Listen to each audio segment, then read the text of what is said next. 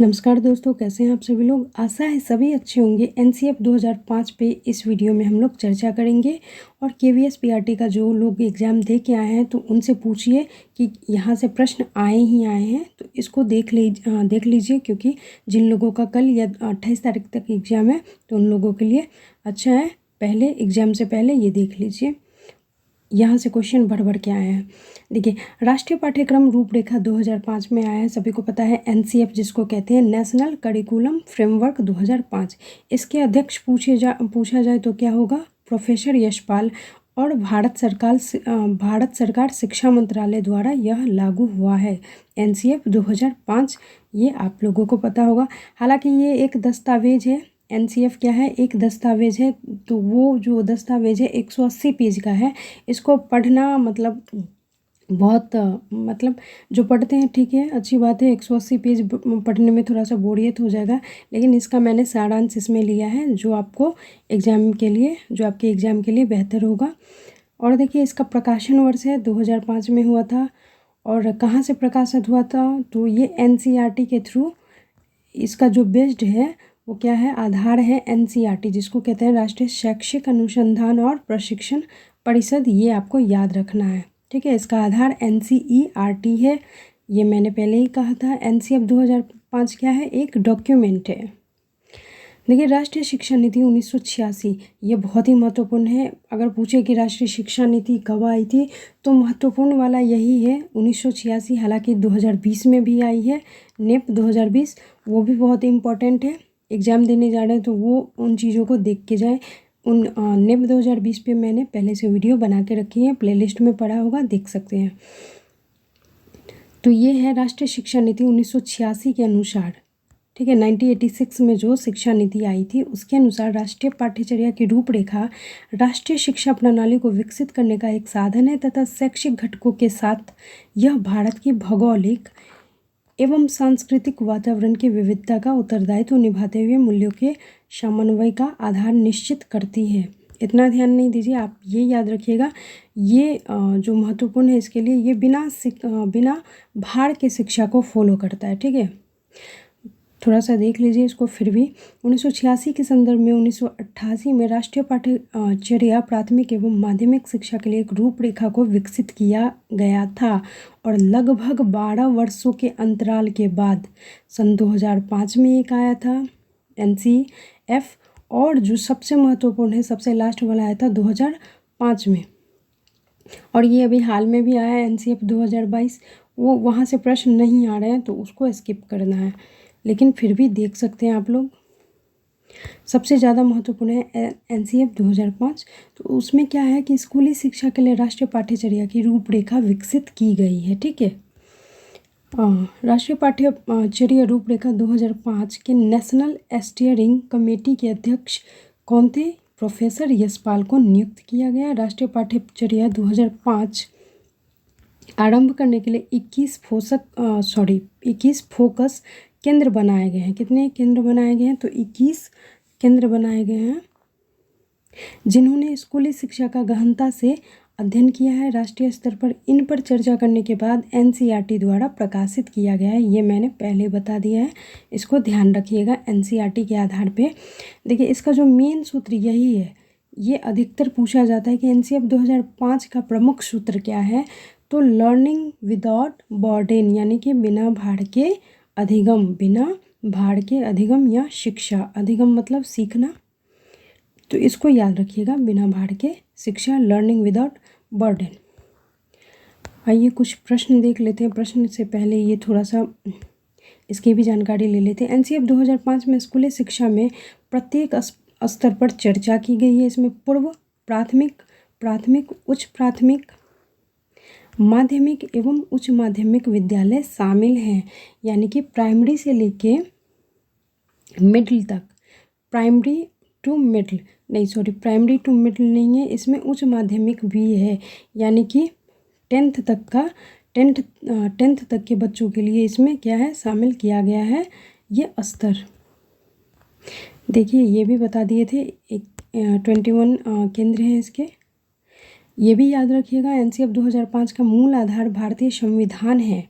क्या है, मूलाधार भारतीय संविधान है जिसमें धर्मनिरपेक्ष, समतावादी, बहुलतावादी समाज जो सामाजिक न्याय एवं समानता के प्रमुख मूल्यों पर आधारित है। ठीक है, इसको याद रखिएगा। संविधान में, हमारा संविधान में कहा गया है कि धर्मनिरपेक्ष, समतावादी, बहुलतावादी समाज को जो सामाजिक न्याय एवं समानता के प्रमुख मूल्यों पर आधारित है, यह NCF 2005। ठीक है, आइए कुछ प्रश्न देख लेते हैं जहाँ से आपके क्वेश्चन बन सकते हैं एग्जाम में। तो NCF 2005 बल देता है, तो NCF 2005 देता है बल करके सीखने पे। ठीक है, इसको ध्यान में रखिएगा, ये एग्जाम में बहुत बार प्रश्न ट्रेंड करते रहता है। तो ये NCF 2005 नेशनल करिकुलम फ्रेमवर्क जो है किस पे बल देता है, तो करके सीखने पे। यह ये कहता है कि बच्चा स्वयं करके सीखेगा, भले गलती करेगा लेकिन स्वयं करेगा और स्वयं सीखेगा, तो करके सीखने पे बल देता है। चलिए जल्दी जल्दी क्वेश्चन देख लेते हैं।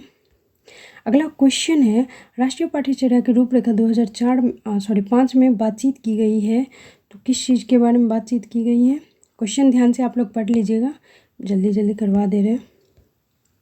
पहला है ज्ञान अस्थाई, अस्थाई होगा, सॉरी अस्थाई ऐसे होता है ना, अस्थाई। ज्ञान अस्थाई है, ज्ञान अस्थाई है एवं दिया जाता है से ज्ञान का विकास होता है और इसकी संरचना की जाती है।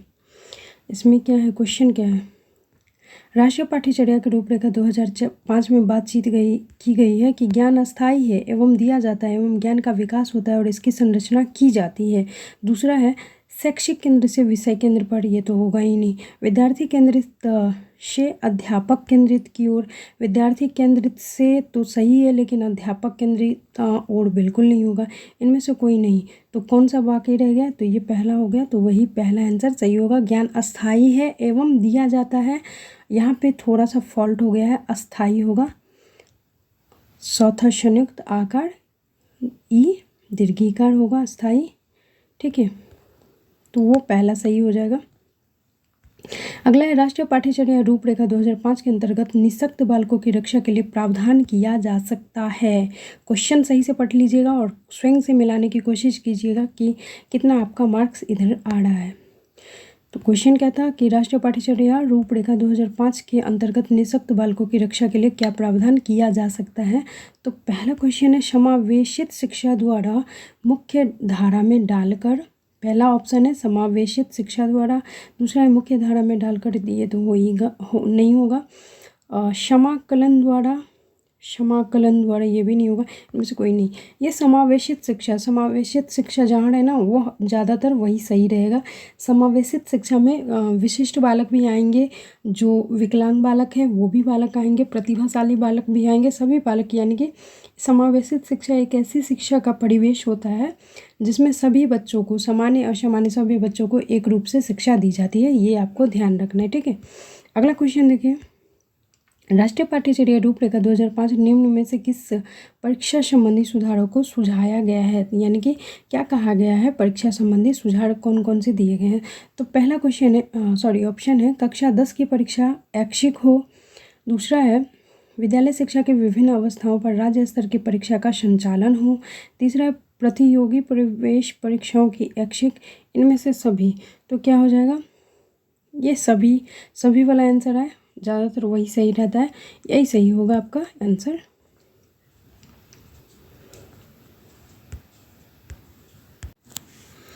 अगला प्रश्न देखिए, राष्ट्रीय पाठ्यचर्या रूपरेखा 2005 में बहुभाषा को एक संसाधन के रूप में समर्थन दिया गया है, क्यों दिया गया है समर्थन। तो इसका आंसर होगा, यह एक तरीका है जिसमें प्रत्येक बालक को सुरक्षित महसूस करे, यह एक तरीका है जिसमें प्रत्येक बालक सुरक्षित महसूस करे। भाषागत पृष्ठभूमि के कारण कोई भी बालक पीछे न छूटे, यह बालकों का अपने पर विश्वास के लिए प्रोत्साहन देगा, सही। ये चारों ऑप्शन सही हैं, तीनों ऑप्शन सही हैं, तो चारों आंसर सही होगा। अगला क्वेश्चन देखिए,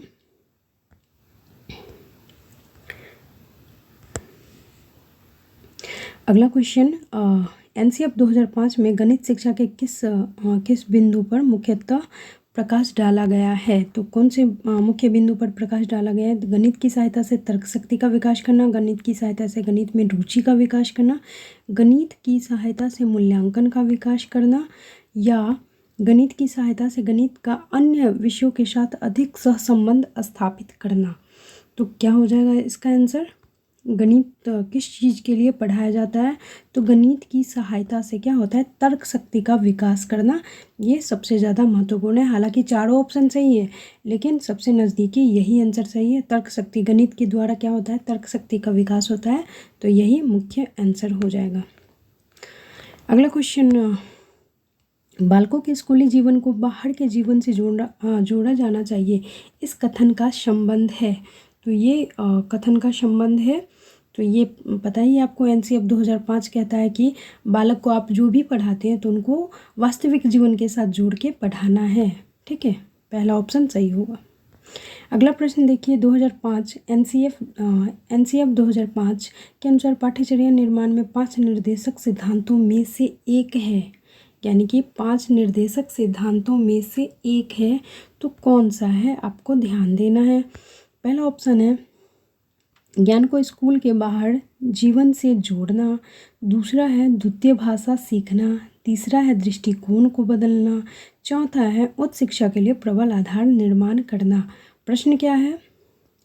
2005 के अनुसार निर्माण के 5 निर्देशक तत्वों में से तो ये है कि ज्ञान को स्कूल के बाहरी जीवन से जोड़ना है। ठीक है, द्वितीय भाषा सीखना है, 3 भाषा इसमें सिखाए जाते हैं ना।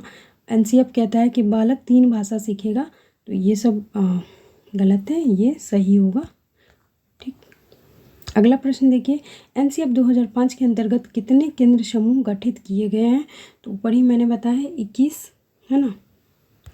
अगला प्रश्न देखिए, कौन नेशनल स्टीयरिंग कमेटी एनसीएफ 2005 के अध्यक्ष थे?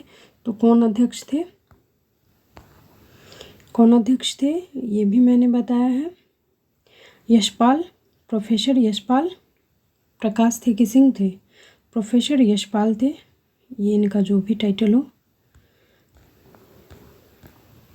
अगला है, एनसीएफ 2005 के अनुसार बालक के सर्वांगीण विकास में शामिल है। बालक के सर्वांगीण विकास में शामिल है, तो क्या बालक के सर्वांगीण विकास में शामिल है?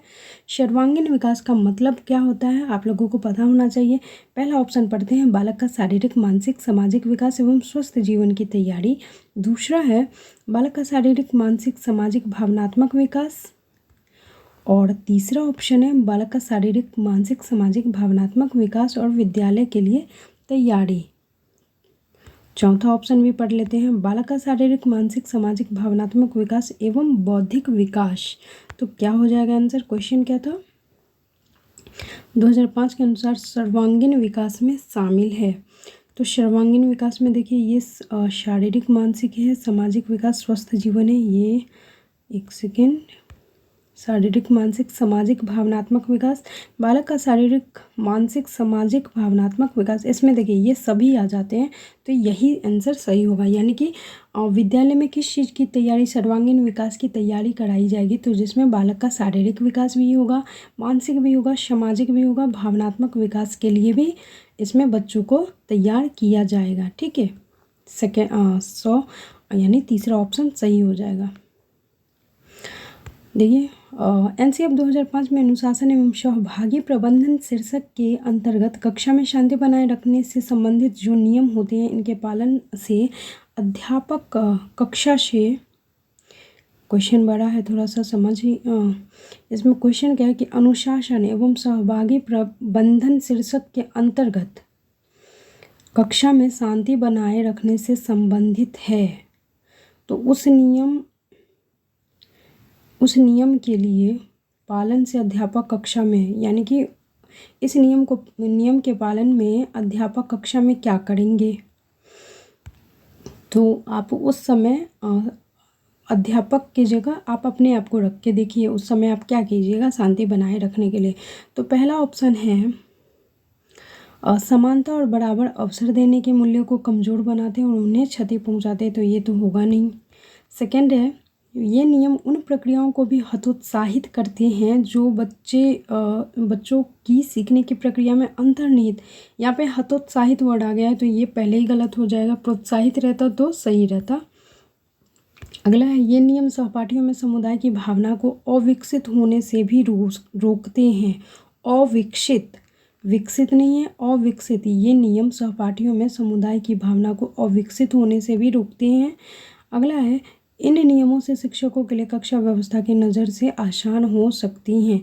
आंसर जाएगा सही सी के साथ। ये क्या है कि नियम सहपाठियों में समुदाय की भावना को विकसित करता है, यानी कि अविकसित नहीं करता है, अविकसित होने से रोकता है। ये क्या है, निगेटिव नहीं है, पॉजिटिव है, तो ये सही हो जाएगा। ध्यान से पढ़िएगा, समझ में आ जाएगा।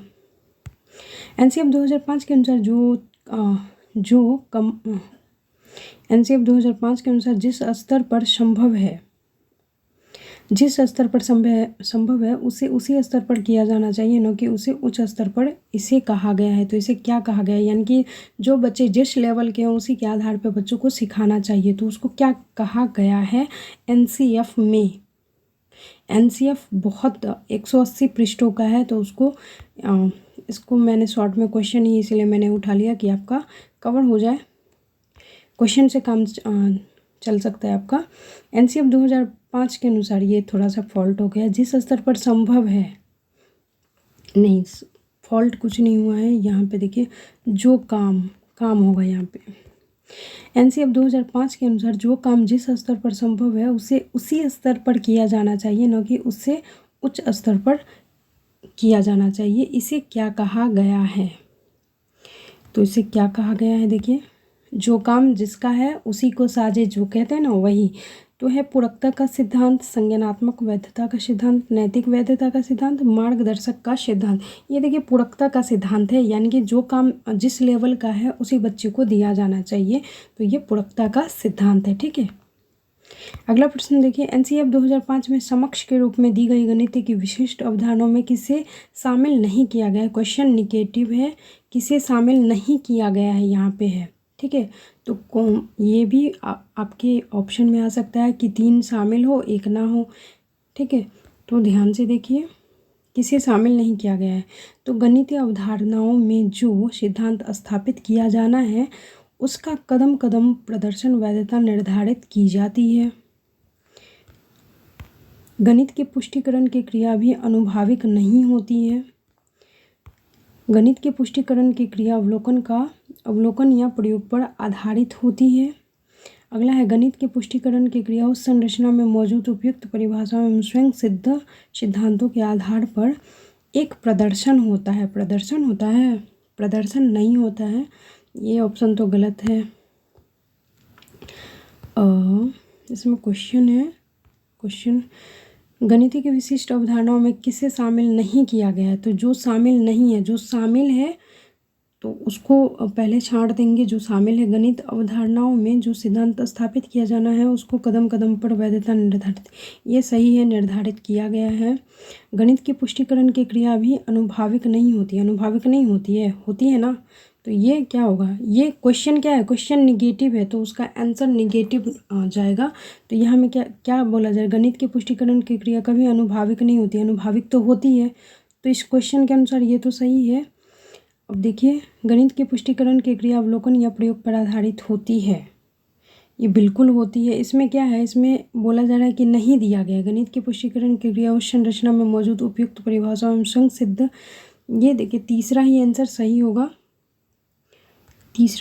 होगा, ये बाद बाकी जितनी भी ऑप्शन है तो वो उसमें दिया गया है, इसमें शामिल है। और जो शामिल नहीं है तो वो एक जो तीसरा क्वेश्चन का ऑप्शन है वो शामिल नहीं है। अवलोकन के आधार पे या प्रयोग के आधार पे गणित की पुष्टिकरण नहीं की जा सकती है, ठीक। 2005 एनसीएफ 2005 विकास को सीखना शीर्षक के अंतर्गत संज्ञानात्मक विकास का अर्थ है। संज्ञानात्मक विकास का अर्थ पूछा जा रहा है, तो क्या होगा, पहला ऑप्शन देखिए, कर्म एवं भाषा के माध्यम से स्वयं और दुनिया को समझना, नहीं। स्वस्थ शरीर विकास सभी प्रकार के विकास की पहली शर्त तो है। जानकारी इकट्ठा करके उनका रटना, अर्थ निकालना, मूर्त सोच की क्षमता विकसित करना। इसमें क्वेश्चन क्या था कि विकास को सीखना शीर्षक के अंतर्गत संज्ञानात्मक विकास का अर्थ है, संज्ञानात्मक विकास। संज्ञानात्मक विकास का अर्थ है कर्म एवं भाषा के माध्यम से स्वयं की दुनिया को समझना। जब स्वयं की दुनिया को समझेंगे तो वो क्या है, ये पॉजिटिव क्वेश्चन का आंसर है, तो वही सही हो जाएगा। ये सभी तीनों गलत हो जाएंगे। अगला प्रश्न देखिए, गणित की प्रकृति एवं संरचना में निम्नलिखित विशेषता नहीं है। प्रकृति, गणित की जो प्रकृति होती है उनकी संरचना में कौन सी विशेषता नहीं है? तो पहला है गणित की भाषा सांकेतिक है।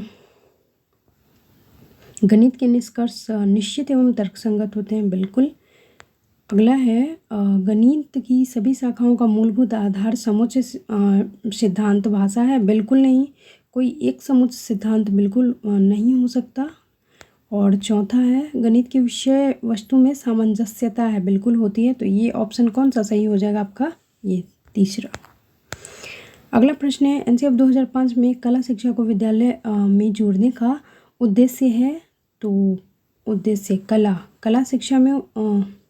शिक्षा को विद्यालय में जोड़ने का उद्देश्य है तो सांस्कृतिक विरासत की प्रशंसा करना, छात्रों में व्यक्तित्व और मानसिक स्वास्थ्य को विकसित करना। केवल क सही है या दोनों क ख सही है? क्या आंसर हो जाएगा इसका?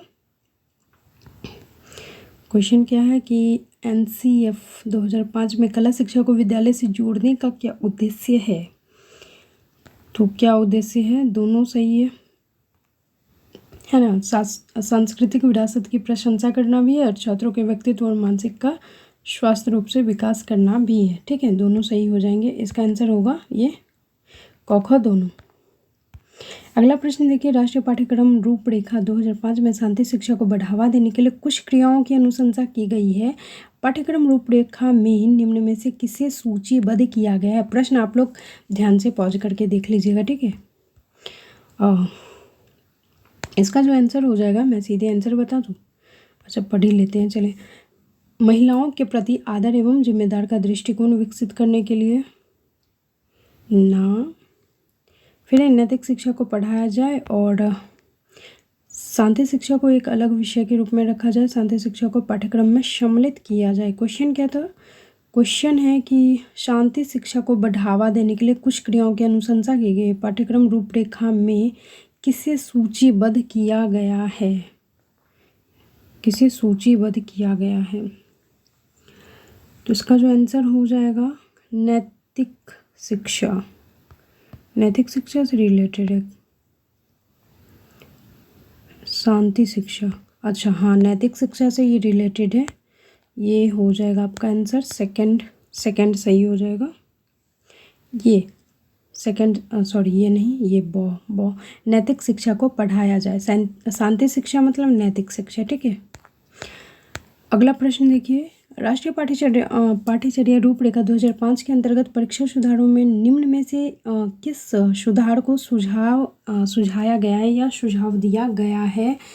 तो आंसर सभी को पता चल गया होगा, कौन सा होगा? खुली पुस्तक परीक्षा बिल्कुल, सतत निरंतर एवं व्यापक मूल्यांकन बिल्कुल, सामूहिक कार्य मूल्यांकन। ये चौथा ऑप्शन आपका सही हो जाएगा, चारों दिया गया है। अगला और अंतिम प्रश्न है, राष्ट्रीय पाठ्यचर्या रूपरेखा 2005 में गुणवत्ता आयाम शीर्षक के अंतर्गत अधिक महत्व दिया गया है। राष्ट्रीय पाठ्यचर्या रूपरेखा 2005 में गुणवत्ता आयाम और शीर्षक के अंतर्गत अधिक महत्व दिया गया है, तो किसे महत्व दिया गया है? तो ऑप्शन देख सकते हैं आप लोग। ऑप्शन भौतिक संसाधनों को, शिक्षित एवं अभिप्रेरित अध्यापकों को, बालकों के लिए ज्ञान के संदर्भ में संरचित अनुभवों को, बालकों के लिए संरचित अनुभव एवं पाठ्यक्रम सुधार के लिए। क्वेश्चन क्या था? क्वेश्चन है 2005 एनसीएफ 2005 में गुणवत्ता आयाम शीर्षक के अंतर्गत अधिक महत्व दिया गया है। अधिक महत्व दिया गया है तो किसको महत्व दिया गया है? भौतिक संसाधन 9, शिक्षक एवं अभिप्रेरित अध्यापकों को, ये लग रहा है बालकों के लिए ज्ञान के संदर्भ में संरचित नहीं, बालकों के लिए संरचित अनुभव एवं, ये देखिए ये होगा बालकों के लिए संरचित अनुभव एवं पाठ्यक्रम सुधार को, यही होगा ना क्वेश्चन? हाँ यही होगा। गुणवत्ता आयाम पूछा गया है, ये चौथा आपका आंसर सही हो जाएगा। बालकों के लिए ज्ञान के संदर्भ में संरचित अनुभवों को, ये भी आंसर सही लग रहा है। बालकों के लिए संरचित अनुभव एवं पाठ्यक्रम सुधार को,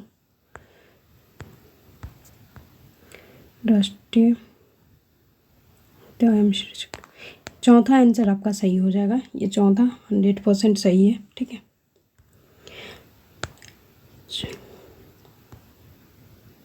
अच्छा, मैंने प्रश्न ही कुछ और पढ़ लिया था क्या? नहीं वही था। चलिए एक और क्वेश्चन है, अंतिम क्वेश्चन। एनसीएफ 2005 में प्राथमिक विद्यालयों के बालकों के लिए निम्न में किसे बेहतर माना गया? तो वीडियो अनुरूपण, प्रदर्शन, स्वयं के द्वारा किया गया अनुभव, इनमें से सभी। तो सबसे जो बेस्ट होगा कौन सा होगा? इसमें सबसे बेस्ट होगा, ये आपका सही आंसर होगा, स्वयं के द्वारा किए गए अनुभव।